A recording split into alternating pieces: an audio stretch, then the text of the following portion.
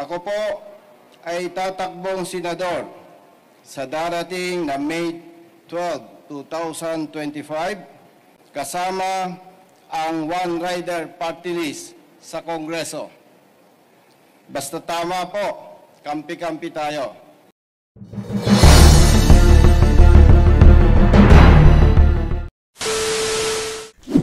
Magandang araw sa inyo mga kabida. Welcome back sa ating channel. Congressman Busita naghain na ng candidacy for senatorial position. Tama ang narinig nyo mga kabida. Tatakbo nga ng pagkasenador itong si Congressman Busita. Bilang founder ng RSAP o Riders Safety Advocates of the Philippines, ay kilala natin siya bilang tagapagtanggol ng mga motorista na kung saan ay biktima ng maling pagpapatupad ng batas o maling panghuhuli ng mga ilang enforcers. Ano nga ba ang kanyang mga plataforma? Narito ang kanyang mga pahayag. Thank you, ma'am. Sa ating pong lahat, magandang araw po. Congressman Bonifacio Busita po, kasalukuyang representative ng One Rider Party List, 19 Congress. Kasama si Honorable Congressman Attorney Rods Gutierrez. Ako po ay tatakbong senador sa darating na May 12, 2025 national election, independent. Kung papalarin po ako at pagtitiwalaan ng taong bayan, maglilingkod ako na walang pinipili at walang kinikilingan, kasama ang One Rider Party List sa Kongreso. Basta tama po, kampi-kampi tayo. Maraming salamat. Si Congressman Busita nga ay tatakbo bilang isang independent na kandidato. At sa mga hindi naman nakakaalam, ang One Rider Party List ay isa sa isinusulong ni Congressman Busita pabor sa mga motorista na biktima ng maling pagpapatupad ng batas at maling panghuhuli ng mga ilang enforcers. Kung kaya't isa ito sa kanyang mga isinusulong. At sa pagpapatuloy ng bidyong ito, narito ang ilang mga katanungan hinggil sa mga plataforma ni Congressman Busita bilang isang senador. Sir, what made you decide to run for the Senate? This seems like, I don't know, for me, it seemed like a surprise kasi syempre, yung mga kandidato din, tumatakbo sila sa ilalim ng mga partido. So what made you decide to run for the Senate? Actually po, ilang days pa lang po na nag-decide ako with my family and with my party. At siyempre po, bilang isang public servant, hindi po natin ibinabatay ang desisyon sa sarili lamang. Kasama po dyan ang suporta ng pamilya at siyempre po ng ating mga kababayan. At gusto ko pong ipaalam sa inyo na bilang isang road safety advocate, nababasa ko po na marami sa ating mga kababayan ang nagmumungkahi na tumakbo po ako bilang kandidato sa pagkasenador. At yan po ay isa sa napakalaking basihan ng aking desisyon po, yung hinihiling po ng marami nating mga kababayan. Thank you, sir. Ayon kay Congressman Busita, ay ilang beses niya itong pinag-isipan na tumakbo sa pagkasenador. Dahil hindi lamang sa kanyang sariling kagustuhan kung bakit niya gustong tumakbo, bagkus ay napakaraming mamamayan ang nagnanais na siya ay tumakbo o nagtutulak sa kanya na tumakbo bilang isang senador. At dahil dito ay isa ito sa pinanghugutan ng lakas ng kongresista bukod sa kanyang pamilya. Sir, magandang hapon. Sherian Torres po, ABS-CBN. Sir, ano ang pwede niyong i-offer bilang isang senatorial aspirant? Ang pwede ko pong i-offer bilang senator aspirant nakita po natin na actually ako po ay nagsimula muna na maging representative ng One Rider Party List sapagkat nakita ko po na laganap ang aksidente sa ating bansa na kung saan maraming Pilipino po, libu-libong Pilipino ang namamatay sa road crashes at marami rin po ang naabuso at nabibiktima ng maling pagpapatupad ng batas. Sa mahigit almost 3 years po sa Kongreso, ako po ay nalulungkot sapagkat yung mga panukala po nating batas na magtataguyod ng kaligtasan at proteksyon ng mga motorista ay wala po akong pinalad na maipasa sa level ng Kongreso. At kung ako po ay papalarin at pagtitiwalaan po ng taong bayan, umaasa po ako na ito po na pangunahin nating advokasya, itong pagtataguyod ng kaligtasan at proteksyon ng mga motorista ay pangunahin bibigyan ko po ng atensyon sa Senado. At alam ko rin po na makakatulong ang One Rider Party List dito sa aking advokasya.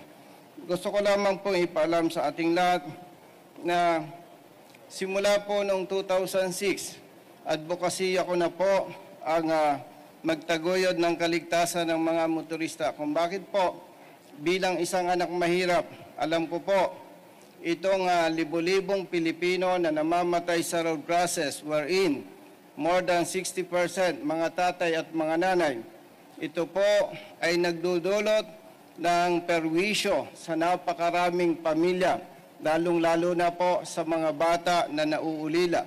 At ako rin po ay naniniwala na wala namang batang nangangarap na maging masama at pabigat sa lipunan.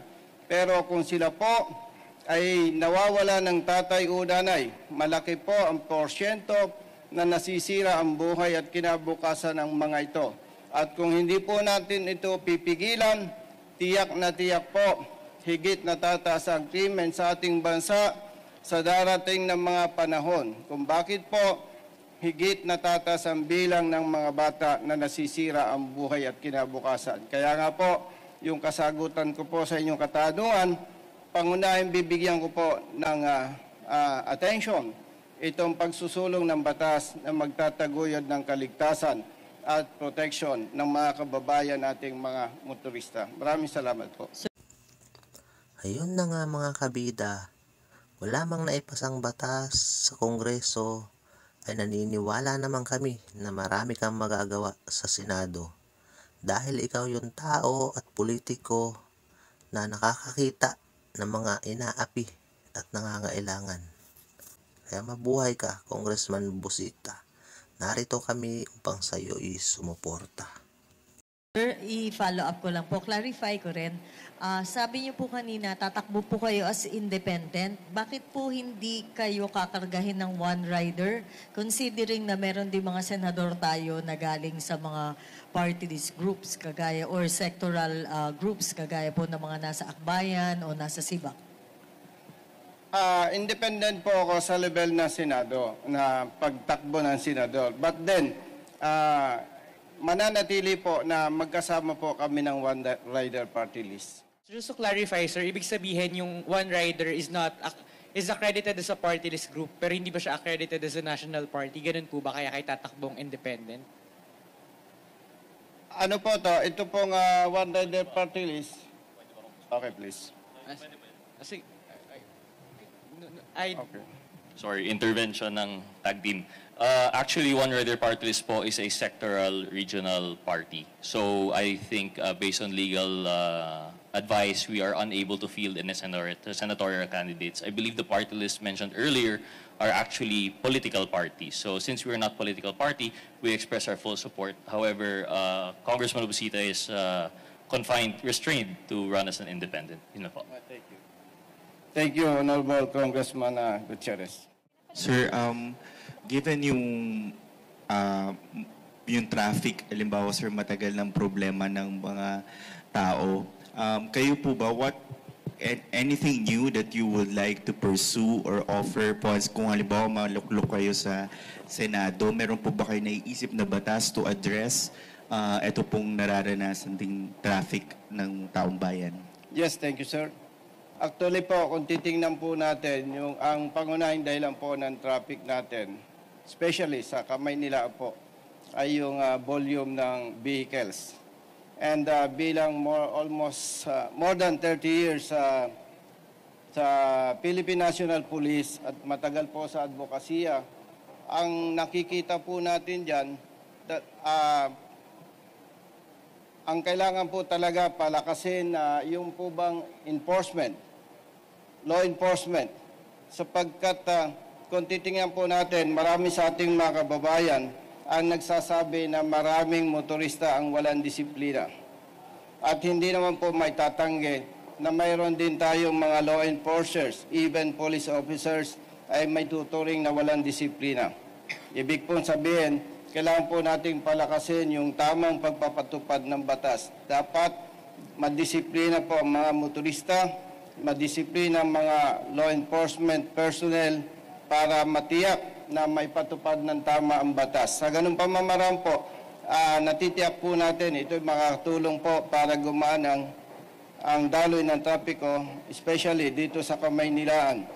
At maliban po dyan, yung po pang mga infrastructure projects natin, mga infrastruktura, ay masyadong limited na po ang space. Kaya yun na lamang po ang nakikita natin dapat pagtuunan ng pansin.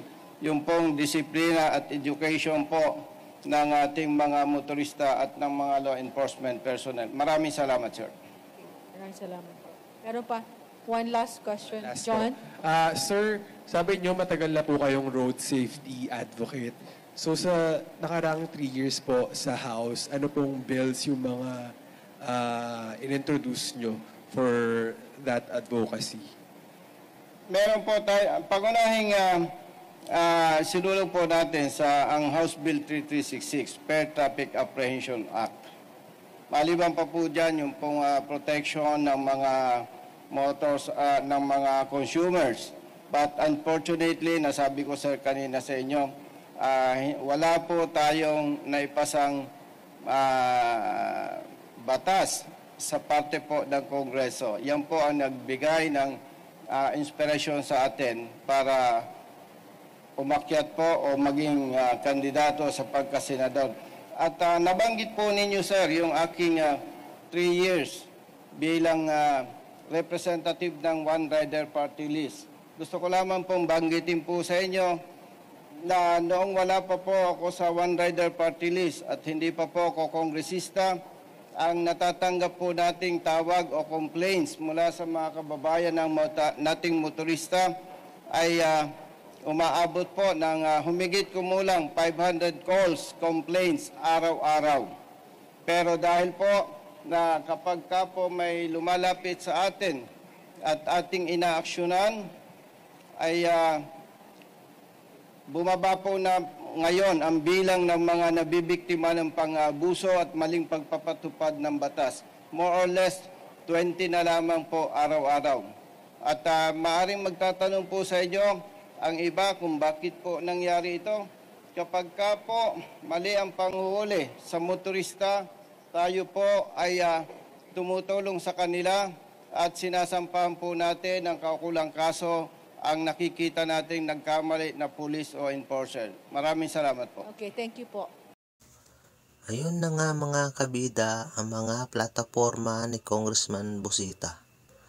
Ano sa tingin nyo? Karapat-dapat ba siya maging senador o manatili na lamang siyang maging kongresista? Ano ang inyong reaksyon at suhestyon sa video na ito? Comment down below.